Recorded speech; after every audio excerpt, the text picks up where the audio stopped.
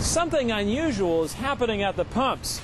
You're paying more for fuel than you ever have for this time of year. I don't appreciate it very much. The gas company is screwing us. Try driving a truck like this, see what it's like. Manitoba gasoline has soared 20 cents since December to a high of $1.16 per liter. The big question is why. Many blame Libya for cutting off 2% of the world's oil supply. But some, like Jerry Koplow, see a much larger problem. There just isn't going to be any gas in a few years. Koplow is part of a growing movement of people worried about peak oil. The idea that world oil supplies can no longer keep rising. You know, it might be, 5 years or it might be 25 years, but eventually it's just going to stop. And if we haven't made alternate plans, we're going to be out of luck.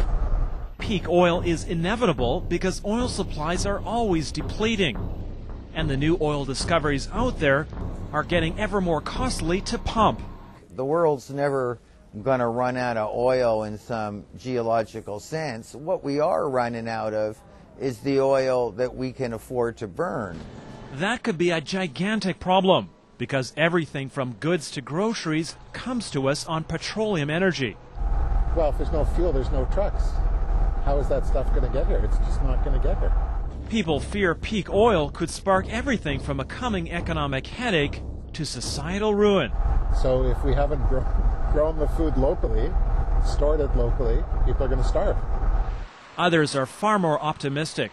Murray Nuns is an oil executive. I've seen what I thought would have been 3 or 4 peaks. Nunn says new drilling technology like what his company Penn West is using in southwest Manitoba is pushing peak oil decades away.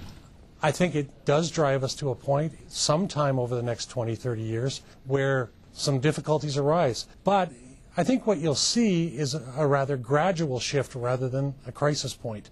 So what are the facts about peak oil? Well, for starters, the science is alarming.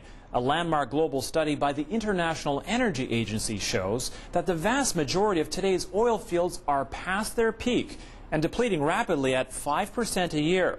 Well, at that rate, 2/3 of today's crude oil will simply be gone in 20 years.